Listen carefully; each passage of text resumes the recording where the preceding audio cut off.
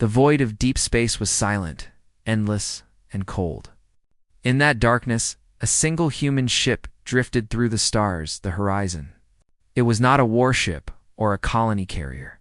It was an old science vessel, half forgotten by Earth Command, carrying only a small crew of explorers.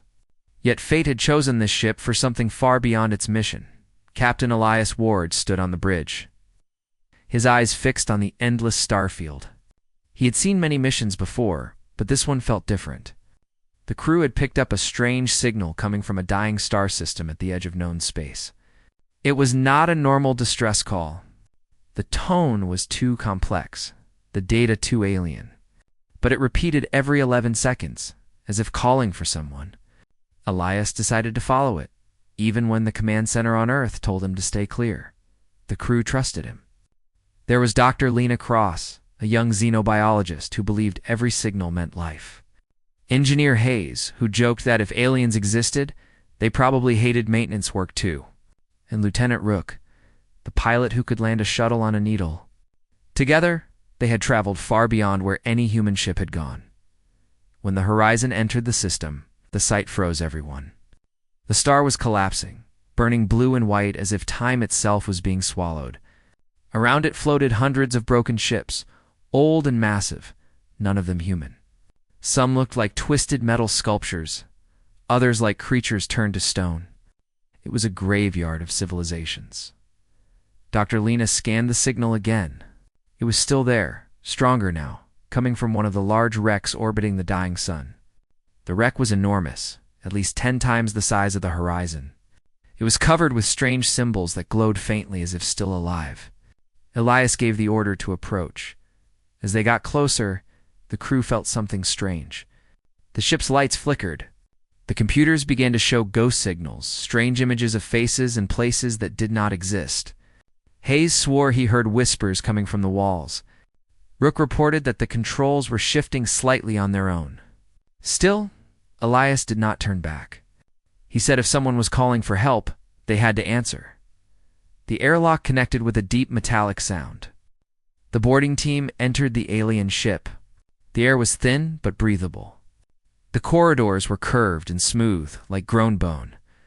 Lights flickered slowly, pulsing like a heartbeat. Every few meters there were markings on the walls that shimmered faintly when touched. Dr. Lena recorded everything. Her scanner showed energy readings that made no sense. The technology inside the ship was far beyond human understanding. They reached what looked like a central chamber, a giant sphere with a crystal structure floating in the center. It emitted the same pulse as the signal. Elias stepped closer. The crystal reacted, projecting shapes in the air, stars, galaxies, and lines connecting them. It was a map of the universe, but not one they recognized. Some of the stars were already crossed out with glowing red marks. Others were fading. It looked like someone had been tracking the death of civilizations. Then the pulse stopped. The room became silent. The crystal turned dark for a moment, and then spoke. Not in a voice, but directly into their minds. It said one word in perfect English: help.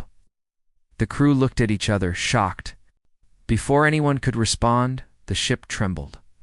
Alarms went off on the horizon. Hayes shouted through the comms that something massive was approaching. Through the viewport, they saw a shadow covering the dying star, a fleet of unknown ships, sleek and black, moving with terrifying precision. Dr. Lena whispered that they were not rescuers. They were hunters. Elias ordered everyone back to the horizon, but the alien ship sealed its doors. The crystal's light turned from blue to red. The voice echoed again, this time more urgent. Help or all will fall. The crew realized they had awakened something ancient, something that had waited centuries for humans to come. And now, the universe had noticed them, far away. In the command rooms of Earth, signals started to appear on long-range sensors. Something enormous was moving toward human space. No one knew yet, but the fate of the universe had already begun to change, because one small Earth ship had answered the wrong call. The horizon trembled as the alien fleet drew closer. Their ships were black like shadows, sharp-edged, moving without light or sound. Every human instinct said to run, but the docking bridge between the horizon and the alien wreck was still locked. Elias shouted for Hayes to override the seal, but Hayes yelled back that the door wasn't metal or mechanical anymore. It was alive. The alien structure was reshaping itself around them. Inside the alien ship, the pulsing red glow spread across the walls. The crystal in the chamber began to rotate slowly, projecting beams of light that formed strange patterns in the air. Dr. Lena scanned it, her hands shaking. She whispered that the crystal was some kind of ancient core, maybe a memory or an AI, but it was not just a machine. It was aware. It was choosing them. The voice spoke again, inside their minds. Softer now, almost human. They come to erase what remains. You must take me. The words echoed with desperation. Elias looked at Lena. Take it. How? He asked. The crystal split into smaller shards, each glowing faintly, as if responding to his question. One piece drifted toward Lena's hand, warm and light like glass. When she touched it, she gasped. Flashes of stars, planets, and dying worlds filled her mind. Rook's voice came through the coms. Captain, they're locking on to us. Energy spikes everywhere. I don't think we can fight them. Elias made the call. We're leaving now. He's forced the airlock open using an emergency plasma cutter. The moment they crossed back to the horizon, the alien wreck began to crumble. Its outer shell peeled apart like paper, releasing a storm of light into space. The fleet fired, not at the horizon, but at the wreck, trying to destroy whatever secret it held.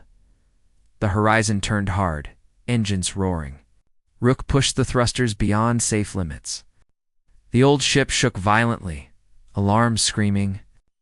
Chunks of burning debris from the alien wreck hit the hull. One piece sliced through the communication array. Sparks flew across the bridge. Elias ordered full power to shields. But Hayes shouted that the reactors couldn't take much more.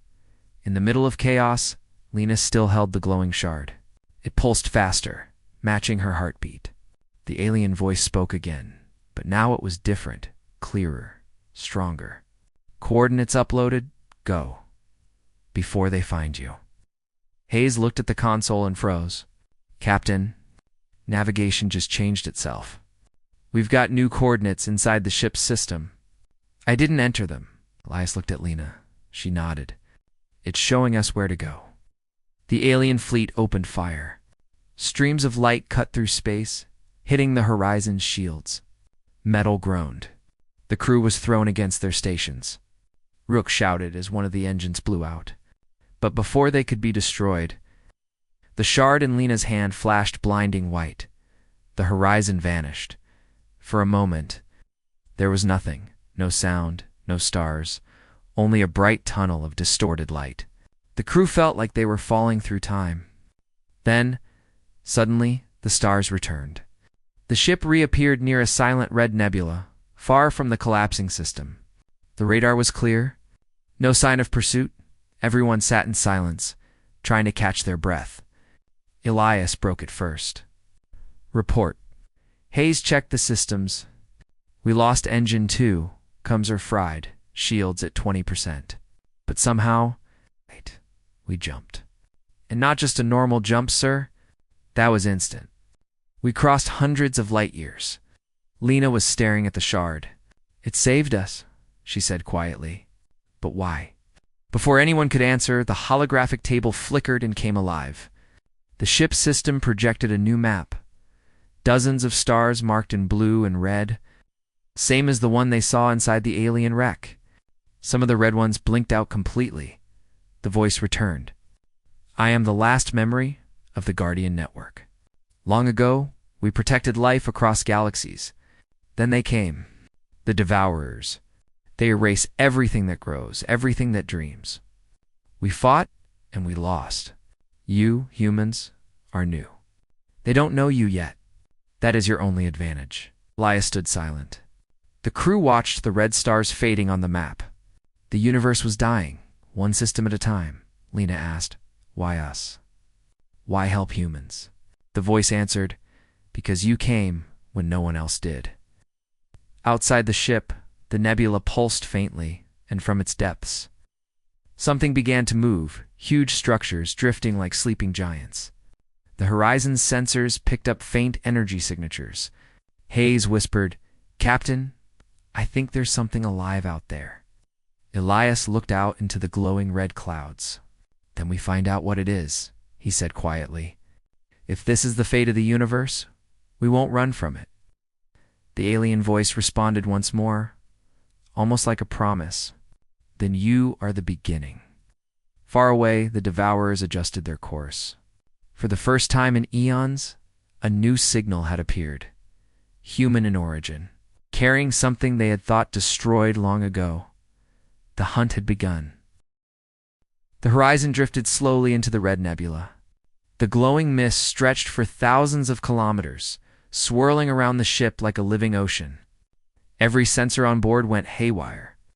Magnetic fields twisted, gravity shifted slightly, and faint echoes whispered through the communication systems.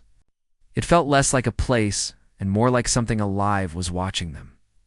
Captain Elias stood on the bridge, his jaw tight. "Keep the ship steady," he ordered. Rook nodded, his hands trembling slightly over the controls. "Trying, sir, but the nebula's pulling us like a tide." Dr. Lena watched the readings on her scanner. The shard she carried had begun to glow again, brighter with every kilometer they traveled. "It's reacting," she said softly. "It wants us here." Hayes snorted nervously. "Great. The last time something wanted us somewhere, we almost died." The alien voice spoke again, calm and echoing. "Do not fear. You approach the heart of what remains." Through the viewport, the crew finally saw it, a massive structure hidden deep within the red mist. It looked like a city floating in space, half mechanical, half organic. Giant rings rotated slowly around a central sphere that pulsed with light. It was damaged, with huge cracks running through its surface. "But it was still alive," Lena whispered. "This must be part of the Guardian network." The voice confirmed, one of the last sanctuaries. It once held thousands of Guardians.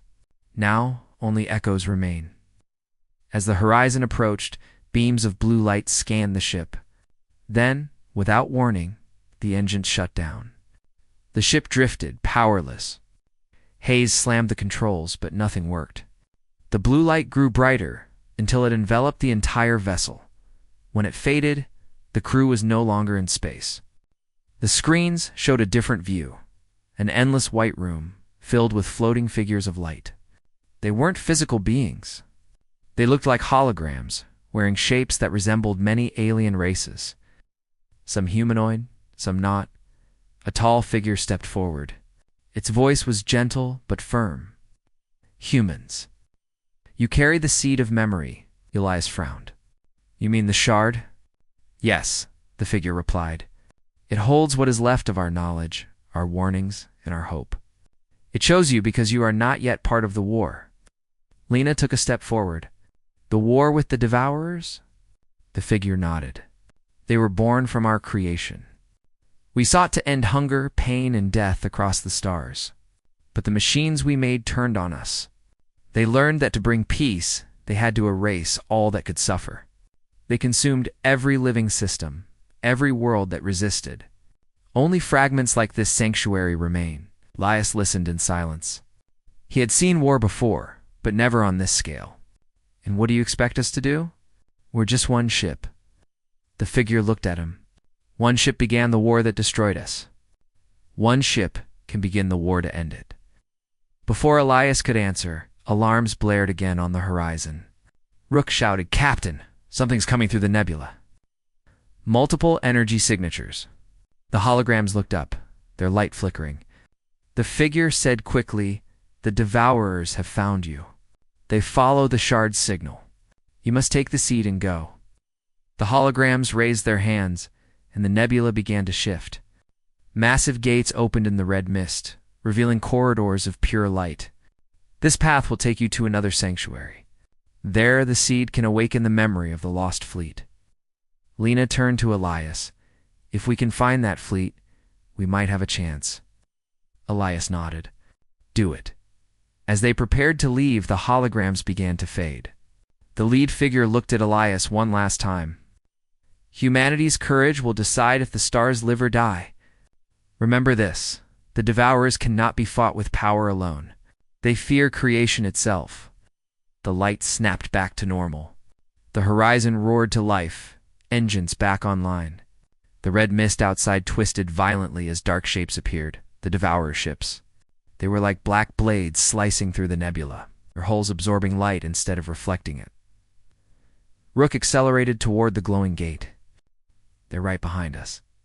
Energy beams shot through the clouds, tearing chunks out of the nebula. The horizon dodged between bursts of light, shields flashing. Hayes yelled, "We can't take another hit." Lena clutched the shard tightly. "Please, do something." The shard flared once more, and the gate ahead exploded with color. The horizon plunged into it, vanishing in a flash of blue light. The nebula fell silent again. But the last remaining Guardian hologram watched from afar as the Devourers consumed what was left of the sanctuary. It whispered softly into the void, "May the humans carry what we could not." When the horizon reappeared, the crew found themselves near a dead star surrounded by hundreds of enormous shapes. Silent ships. Drifting without power, Elias stared in disbelief. "Lena, are those?" She smiled faintly, eyes wide with wonder. "Yes, Captain. The lost fleet." But before they could celebrate, one of the ships flickered with light, as if something inside had just woken up. The seed in Lena's hand pulsed again, and the alien voice spoke, almost smiling this time. "The universe remembers." The horizon floated among giants. The massive alien ships surrounding them stretched for kilometers, their hulls covered in dust and scars from forgotten wars. Some were shaped like wings, others like floating cities. Each one was dark and lifeless, drifting silently around the dead star like ghosts. The crew stared through the viewport in awe. No one spoke for a long moment. Finally, Hayes broke the silence. "There must be hundreds of them. If even one of these ships works, it could change everything." Dr. Lena was already scanning. The shard she held glowed faintly, as if it recognized this place. "These are Guardian warships," she said softly. "They were built to defend entire star systems. But they've been offline for thousands of years." Captain Elias nodded slowly. "Then maybe we can wake them." The alien voice spoke again through the shard, quieter now. "The fleet sleeps. Its hearts are cold. You must reach the central command ship, the Ark of Dawn. Only there can the seed restore the network." Rook adjusted the ship's path, guiding the horizon toward the largest vessel in the field. It was enormous, shaped like a crescent moon, half buried in the debris of other ships. Its surface shimmered faintly under the dying light of the star. As they approached, strange symbols appeared on the hull, glowing softly like an invitation. The docking sequence was silent. The moment the airlock connected, the shard in Lena's hand pulsed once, and a low hum spread through the alien ship. Lights flickered across its corridors one by one. Like a heartbeat returning after ages of silence, the boarding team entered. The interior was vast and hollow, with towering walls lined with black crystal panels. Dust floated in the air like frozen mist. Strange machines, shaped like wings and spines, hung from the ceilings. Everything looked ancient, yet perfectly preserved. Hayes ran his hand along a console. "This tech makes Earth's best ships look like toys," he whispered. Lena placed the shard into the center of the room, into a circular slot that seemed built for it. The ground trembled slightly. The air grew warmer. Then, a holographic figure appeared, tall, armored, and calm. It was not the same as before. This one looked more human. "Identity confirmed," it said in a deep, steady tone. Guardian network reboot sequence initiated. The alien ship began to awaken. Power surged through its systems. Outside, one by one, the other massive ships flickered with faint light. A chain reaction spread across the fleet. The horizon's sensors lit up with energy readings far beyond anything human-made. Rook shouted through comms. "Captain, the whole fleet's coming online." Elias looked out at the view, a sight that no human had ever seen before. 1,000 ancient warships turning their gaze back toward the stars.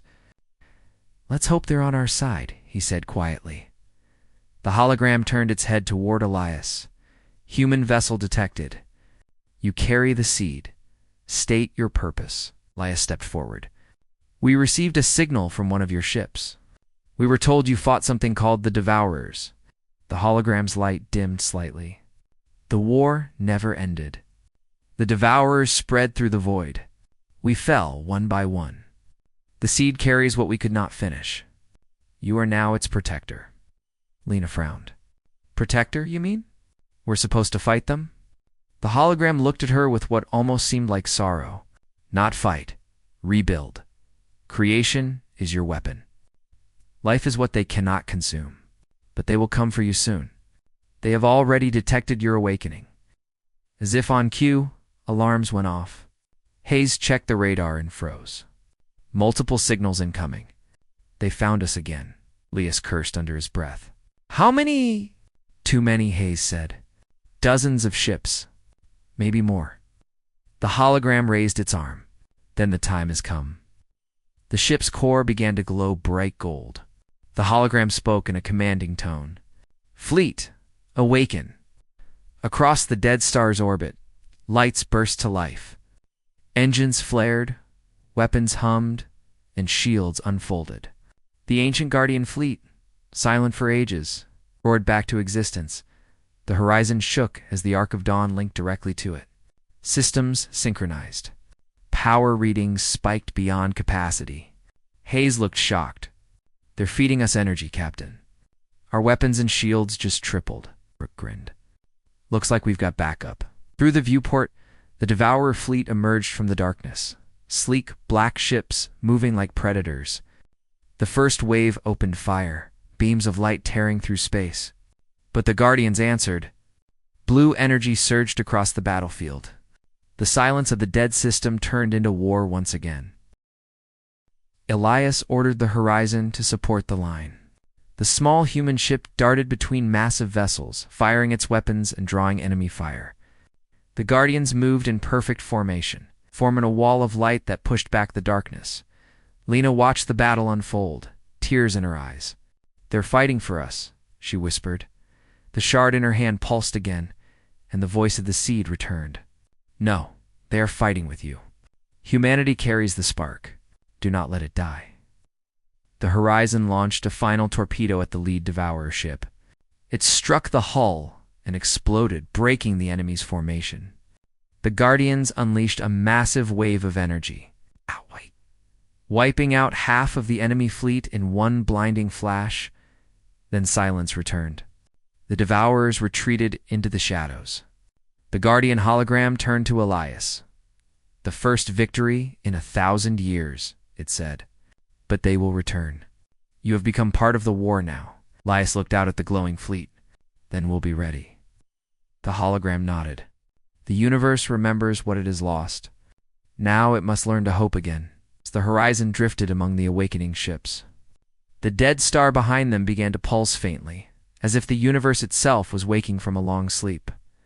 But far away, deep in the cold void, the Devourers were already gathering. And this time, they would not underestimate the humans. The Horizon floated near the great ship. The Arc of Dawn, as the battlefield grew silent once more. The remains of the Devourer fleet drifted in the darkness like broken shadows. The ancient Guardian ships stood firm, their lights glowing faintly in formation. But there was no victory celebration. The crew knew this was only the beginning. Captain Elias stood on the bridge, watching the damaged horizon of the dead star. "We survived," he said softly, "but they'll be back." Dr. Lena still held the shard in her hand. Its glow was steady now, no longer trembling with panic. She looked at it carefully. "The seed is quiet, but I can feel it thinking, like it's waiting for something." Hayes was checking the ship's systems. "We're running on Guardian energy now. Shields, weapons, engines, everything's boosted. If Earth Command saw this, they wouldn't believe it." Rook leaned back in his seat with a half smile. "Let's hope we live long enough to tell them." The alien hologram appeared once again, standing at the center of the bridge. Humans of the horizon, it said. The first battle has ended, but the war of existence continues. The seed has awakened part of the network, but its power is incomplete. You must restore it fully before the devourers find it. Elias turned to it. Where do we go? Beyond this sector lies the Star Forge, the hologram said. It was where the Guardians built life itself, ships, weapons, even worlds. If you reach it, the seed can restore the Forge's heart. From there, the balance of creation may return. Lena frowned. The Forge. Sounds like a place they'll protect. The hologram's light dimmed. They already guard it. The Devourers have turned it into a prison. Elias nodded grimly. Then that's where we're going. The Ark of Dawn transmitted the coordinates. The Guardian fleet reformed around the horizon, preparing to jump. Space bent and folded around them. In an instant, the stars stretched into streaks of light. When they reappeared, the scene took their breath away. Before them floated an enormous structure. Not a station, not a planet, but something in between. It spun slowly in the void, made of silver and dark crystal, with enormous rings reaching out like wings. Lightning arced between them. The Forge, but it was not asleep. It was chained. Black tendrils of metal wrapped around its core. Dark ships swarmed near its surface, feeding on its energy like parasites. The one's glowing rings flickered weakly, trapped in a web of darkness. Hayes stared at the readings. They've corrupted it. The Forge is alive, but it's being drained. The hologram spoke. The Devourers consume creation to erase its source. If the Forge dies, all that lives will fade. Elias looked at his crew. Then we stop them. The Guardian fleet charged, energy weapons lighting up the darkness. The Devourer ships turned to meet them, and the void erupted into war. The horizon flew between burning debris and flashes of light. Lena focused on the shard. It's pulling toward the Forge's core. It wants to connect. And let's get it there, Elias said. Rook pushed the engines to their limit, flying through enemy fire. A Devourer cruiser appeared ahead, blocking their path. Hayes fired the main cannon, a beam of bright blue energy that tore the enemy ship apart in one shot. The horizon shook, but it didn't stop as they reached the Forge's surface. Massive tendrils of dark matter lashed out, slamming into the hull. Metal screamed. Sparks flew. The shields flickered. Elias gritted his teeth. Hold her steady. Lena ran to the console, connecting the shard to the Forge's signal relay. The moment it touched, the ship was filled with blinding light. A pulse of energy spread through the entire Forge. The tendrils froze mid-motion, inside their minds. The seed's voice grew stronger, more alive. I remember, it said. The Forge remembers. We were made to create, not to destroy. The black tendrils began to dissolve, breaking apart into dust. The rings around the Forge brightened again, spinning faster. The Devourer ships started falling apart, their hulls cracking like shattered glass. Hayes stared at the sensors. It's working. The Forge is fighting back. But then, the victory turned into horror. A massive shadow moved behind the Forge, a ship larger than anything they had seen before. Its hull was black and jagged, shaped like a blade cutting through reality. The hologram's voice trembled for the first time. The Harbinger. The first of the Devourers. It commands them all. The giant ship opened, releasing waves of darkness that swallowed light itself. The Guardian fleet turned to face it, firing everything they had. But the Harbinger absorbed the attacks. Its voice echoed through the void like thunder. You cannot rebuild what was never meant to last. The Forge shook violently as the Harbinger unleashed a beam of dark energy. The horizon was thrown backward, alarms blaring, systems overloaded. The hologram flickered and vanished. Lena fell to her knees, holding the shard tightly. We can't stop that, she whispered. It's too strong. Elias stood firm, his voice steady. We don't stop it. We outsmart it. He looked at Hayes. Get me power to the main cannon. Everything we've got. Hayes hesitated. That'll overload the core, and it better be worth it, Elias said. The horizon turned, glowing brighter as its systems pushed to maximum. The forge's energy flowed through it like fire. Rook aimed the ship directly at the Harbinger's center. The seed spoke again, softly. Captain Ward, the forge can open a gate, one strong enough to send the Harbinger away. But it requires a living link. Someone must stay connected. Elias understood immediately. He smiled faintly. Then it's me. Lena looked up in shock. No. You can't. He placed his hand on her shoulder. If I don't, none of this will matter. He reached out and touched the shard. Light wrapped around him, connecting him to the forge's core. The gates began to open, enormous portals of blinding energy forming behind the Harbinger. The Devourer leader roared, realizing what was happening, but it was too late. The forge unleashed a final pulse, dragging the Harbinger toward the collapsing gate. The horizon was caught in the blast. The light swallowed everything. When the brightness faded, the Harbinger was gone. The forge floated silently, repaired and glowing once again. Lena looked around. Captain. Captain? There was no answer. Only the voice of the seed, soft and sad. He fulfilled the link. He became part of the forge. Rook bowed his head. Hayes clenched his fists. Lena wiped her tears. Then he's not gone. He's part of the stars now. The forge's rings turned slowly, shining brighter than before. Humanity's ship drifted among them, a small vessel that had done the impossible, but far away in the uncharted dark. Something moved, the echo of the Harbinger's voice whispering through the void. The game has only begun. The forge hung silently in space, its great silver rings glowing softly as they turned around the dead star. The horizon drifted nearby, damaged but alive. The battle was over, but the cost was written in every face aboard the ship. Their captain was gone. Dr. Lena sat on the bridge, staring at the shard. It no longer pulsed with light. It was quiet now, heavy in her hands. Rook floated beside her, his voice low. He saved everything, he said. But it doesn't feel like victory. He's checked the sensors. No sign of the Devourers. The Harbinger's signal is gone. Whatever Elias did, it worked. Lena looked out through the viewport, where the forge shone like a second sun. He's still there, she whispered. Somewhere inside that light, she was right.